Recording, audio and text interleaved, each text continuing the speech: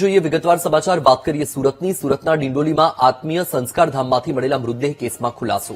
વિદ્યાર્થીનીઓએ chat GPT પર આપઘાત કરવાની રીતો અંગે સર્ચ કર્યું હતું વિદ્યાર્થીનીઓના મૃતદેહ પાસેથી ઇન્જેક્શન અને દવાની બોટલ મળી આવી બંને બહેનપણીઓ કોલેજ જવાનું કહીને ઘરેથી નીકળી હતી પોલીસે વિદ્યાર્થીનીઓને શોધવામાં બેદરકારી દાખવી હોવાનો પરિવારનો આરોપ છે પરિવારે જાણ કરી હોવા છતાં પોલીસે ગંભીરતા ન દાખવી હોવાનો આરોપ બંને વિદ્યાર્થીનીઓ ચપ્પલ અને એક્ટિવા મંદિર બહાર જોવા મળ્યા હતા પરિવારજનોએ પોલીસને જાણ કરી હોવા છતાં કાર્યવાહી ન કરાઈ અંતે પરિવારે શોધખોળ કરતા 3 કલાકે બંનેના મૃતદેહ મળી આવ્યા ઉધના સિટીઝન કોલેજમાં અભ્યાસ કરતી હતી વિદ્યાર્થીનીઓ આત્મીય સંસ્કારધામ સ્વામિનારાયણ મંદિરના બાથરૂમમાંથી મૃતદેહ મળ્યા બંને વિદ્યાર્થીનીઓ બાથરૂમમાં જતી હોવાના સીસીટીવી સામે આવ્યા પોલીસે બંનેના મૃતદેહને પોસ્ટમોર્ટમ માટે મોકલ્યા છે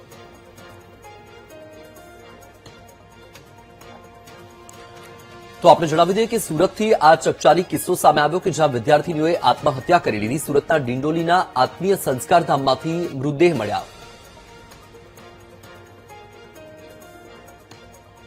તો આ મુદ્દે વધુ માહિતી આપી રહ્યા છે સંવાદદાતા ધ્રુવ સોમપુરા ધ્રુવ સુરતથી જે આ કિસ્સો સામે આવ્યો છે બે વિદ્યાર્થીની કે જેણે આપઘાત કરી લીધો માતા પિતા પોલીસે કામગીરી ન કરી હોવાનો પણ આરોપ લગાવી રહ્યા છે સમગ્ર કિસ્સામાં ખુલાસો શું થયો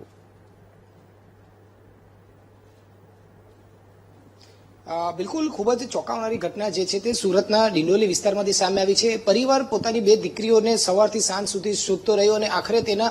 જે મૃતદેહ છે તે ડિંડોલીમાં આવેલો જે સ્વામિનારાયણ મંદિર છે તેમાંથી મળી આવ્યા હતા આપણી સાથે એસીપી સાહેબ જોડાયા છે નીરવ ગોહિલ સાહેબ જોડાયા છે તેઓની સાથે વાત કરીશું સાહેબ બે યુવતી જે 20 અને 18 વર્ષની બંને યુવતી છે તેના પરિવાર તેમને શોધી રહ્યા છે અને સવારથી શોધી રહ્યા હતા અને સાંજે તેમના મૃતદેહ મળે છે રાત્રે તેમના મૃતદેહ મળે છે શું તપાસ ભાઈ શું સામે આવ્યું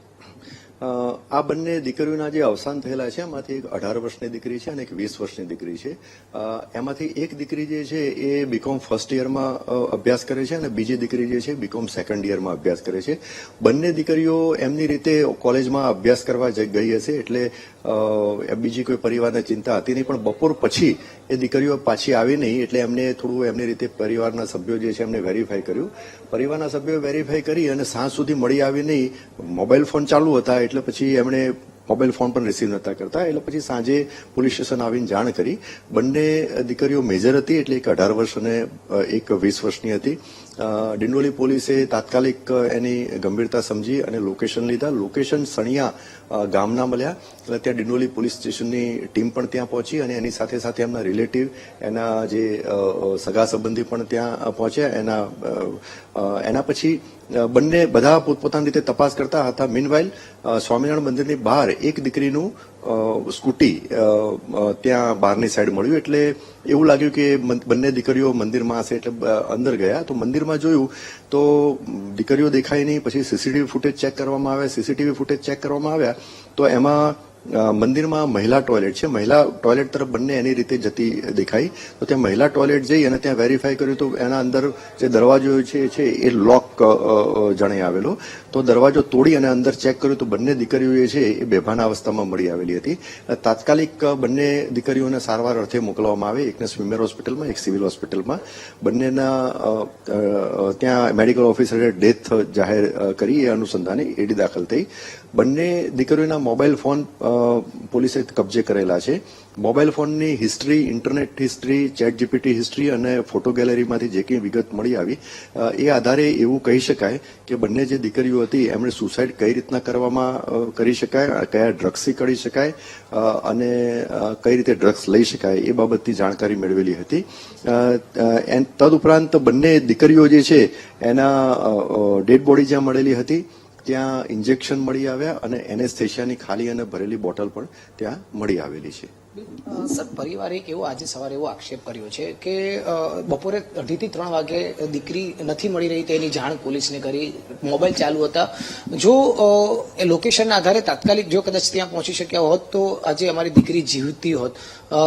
દવાખાને પણ પરિવાર એટલે કે શોધીને તેમને લઈ જાય છે પોલીસે જો થોડી તત્પરતા દાખવી હોત તો ત્યારે મળી ગયો તો કદાચ દીકરીઓ જીવતી હોત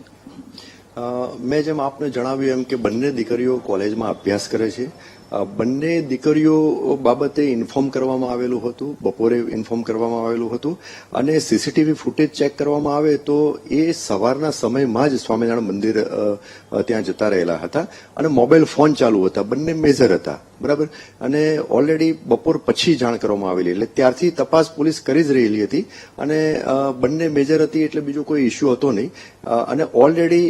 એ સવારના સમયે જ ત્યાં જતી રહેલી હતી. એટલે જ્યારે એવું કહી શકાય કે જ્યારે ડિંડોલી પોલીસ સ્ટેશન ઇન્ફોર્મ કરવા માટે એ લોકો એમના રિલેટિવ આવ્યા એના પહેલા જ આ લોકોએ સુસાઇડ કરી લીધેલું હોય એવું કહી શકાય. સાહેબ, કદાચ એમનું એવું કહેવું હતું અને આક્ષેપ એવા હતા કે જો પોલીસે જ્યારે અમે ત્યાં પહોંચ્યા અને એમને ચપ્પલ અને એક્ટિવા ત્યાં મળી આવી એ અંગે પણ કોઈક મેડમ એમનું નામ નહોતી આવડતું પણ એમને કોઈક લેડીઝ સાથે વાત કરી હતી, પણ એમણે એવું કીધું કે તમે શોધો 24 કલાકની અંદર અમે જાણ થશે, અમને મળી આવશે. તે ક્યાંક કોની સાથે વહી ગઈ હોય કે નહીં, તમે 24 કલાકની મુદત આપો. આ વાત પરિવાર કર્યું કે જેમને પોલીસે અમને કહી તેવું કહ્યું. આ બાબતે મેં આપણે જેમ જણાવ્યું એમ કે બપોરના સમયે બપોર અને સાંજની વચ્ચેનો સમય જે છે એ સમય દરમિયાન ડિંડોલી પોલીસ સ્ટેશન જાણ કરવામાં આવેલી અને બંને દીકરીઓ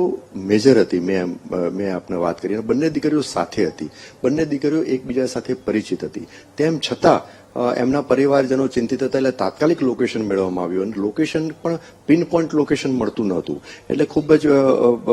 મોટો વિસ્તાર હતો, એમાં આપણે તપાસ કરવી પડતી હતી અને તપાસ કરી તો સ્કૂટી પણ મળી આવી અને એ આધારે આગળ મળી પણ આવેલું હતું. અને જેમ મેં આપને જણાવ્યું કે બંને દીકરીઓના જે સીસીટીવી ફૂટેજ સ્વામિનારાયણ મંદિરના હતા